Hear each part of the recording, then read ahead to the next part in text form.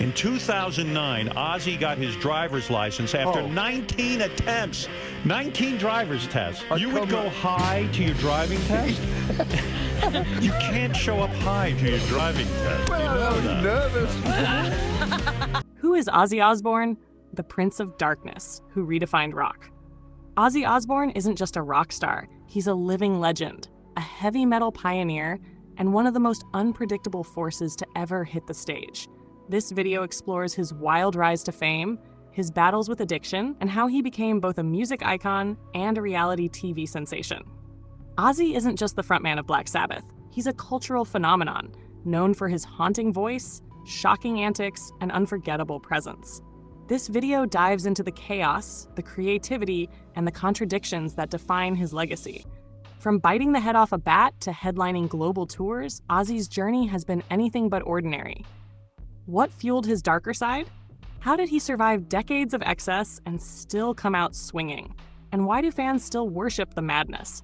Today, we explore the life, music, and myth of Ozzy Osbourne, the Prince of Darkness who turned rock and roll into pure chaos and carved his name into history. My mind if I don't find something to pacify. Fucked up. When you entered this competition, did you really believe that you could become, you're standing on now, the American Idol? You are the worst singer in America. It's the first time I think I've heard someone sing that never stayed on any melody, so to speak. Fuck you! Kiss my fucking ass! Welcome to Who Media, the channel where curiosity leads the way.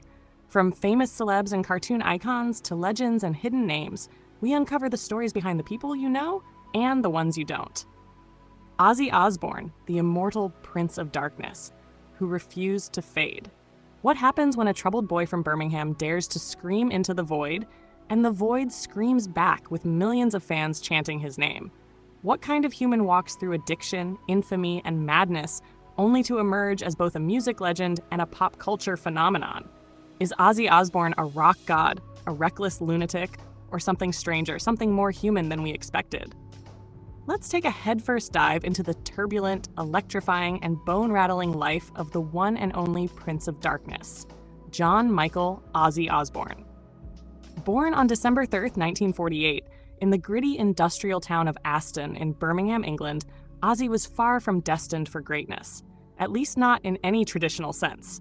His family was working class, packed into a modest two-bedroom home with his 5 siblings.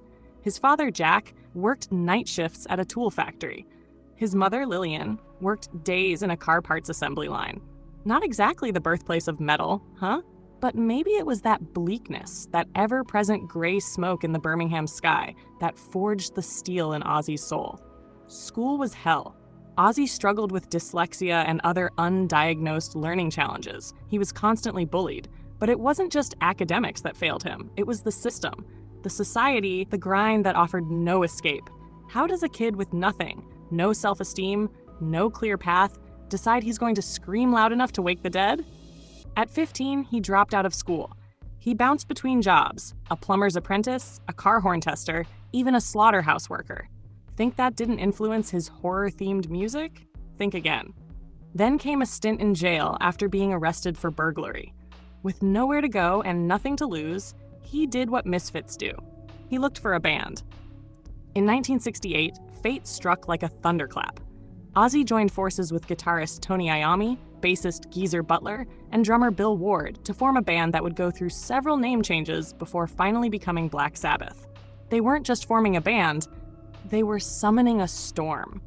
Their self-titled debut album, Black Sabbath, 1970, was released on Friday the 13th. The opening track was slow, eerie, and terrifying. Thunder, rain, church bells, then that riff. Tony Iommi's guitar roared like a beast awakening from hell. And then Ozzy's voice. Haunting, hypnotic, otherworldly. The album was a critical disaster, but fans couldn't get enough. Who needed critics when the youth of the world was suddenly possessed? They followed up with Paranoid, 1970, an album that would become one of the greatest in metal history. Songs like Paranoid, Iron Man, and War Pigs became anthems for an angry, disillusioned generation. These weren't just songs, they were calls to arms. Ozzy wasn't singing about love or sunshine. He sang about insanity, war, the apocalypse, and people loved it. Why? Because it was real. Because life isn't always flowers and acoustic guitars. Sometimes it's blood, sweat, and heavy metal. But success didn't come clean. Ozzy dove headfirst into drugs and alcohol. It wasn't just about partying. It was about numbing the pain, quieting the voices. His excesses became legendary. Want to hear something insane? He once got so wasted that he snorted a line of ants on tour. Another time, he wore his wife's dress and passed out in a hotel hallway.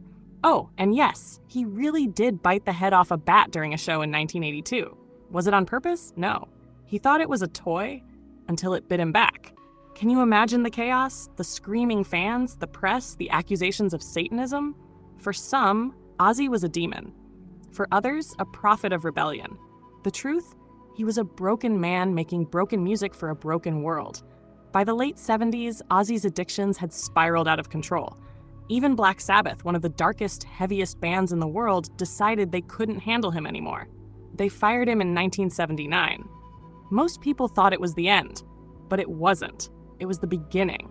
Enter Sharon Arden, daughter of music manager Don Arden. Sharon believed in Ozzy when no one else did. She helped him pick himself up, record a solo album, and start anew.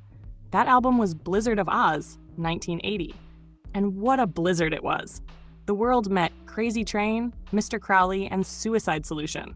The train had left the station, and Ozzy was driving it straight into legend. He didn't just survive the fall, he soared. His solo career exploded. He became a solo artist with a bigger reach than ever before. New musicians joined him, like guitar prodigy Randy Rhoads, whose neoclassical metal style electrified the genre.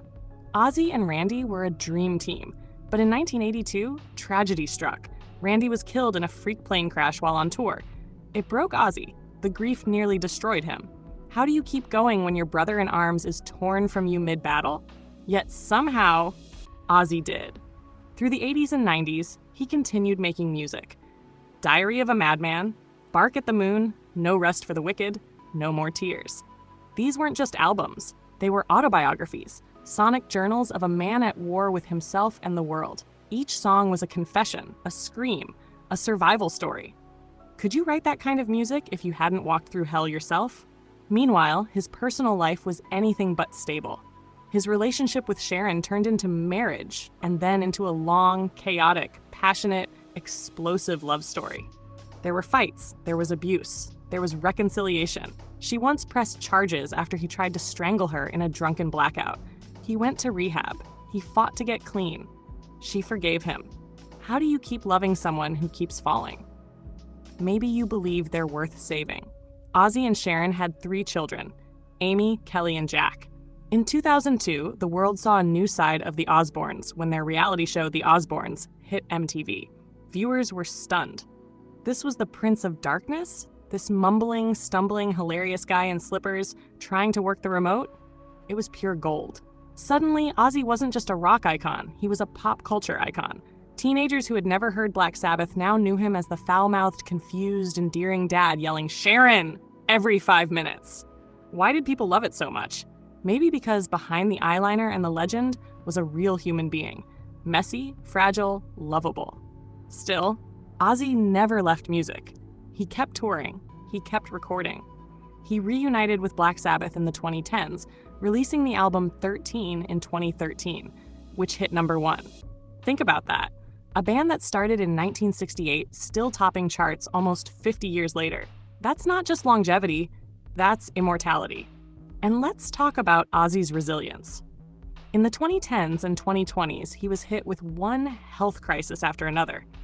Surgery, staph infections, a Parkinson's diagnosis, injuries from falls. Any of these could have ended his career. But every time, he clawed back. In 2020, he released Ordinary Man, an album filled with reflection, regret, and raw emotion. Songs like Under the Graveyard and Goodbye weren't just music. They were goodbyes written in case he didn't make it. Yet even then, he came back. In 2022, he dropped Patient Number 9, another thunderous return from the brink. Who else does that? Who else refuses to fade away? The thing about Ozzy is that he's never been just one thing. He's a monster on stage and a mushy grandpa off it. He's a symbol of excess and a survivor of tragedy. He's the chaos and the calm, the scream and the silence. How many lives can one man live in a single lifetime? So let's ask again. Who is Ozzy Osbourne? He's the bullied kid from Birmingham who turned pain into power. He's the voice of heavy metal, the godfather of a genre. He's the father who held it together while falling apart. He's the bat-biting, ant-snorting, joke-telling, soul-screaming, eyeliner-wearing, Parkinson's-defying king who laughs in the face of death. He is, in every sense, a survivor. So when your grandkids ask one day, who was Ozzy Osbourne, you look them straight in the eyes and say, he was everything. And somehow, he made it. One last thing. If you have any drugs or any alcohol, give me some. Thanks for watching Who Media. We hope you had fun learning something new today. Don't forget to like, subscribe, and tap the bell so you never miss a story. Want to see more cool videos? Head over to our channel and start exploring.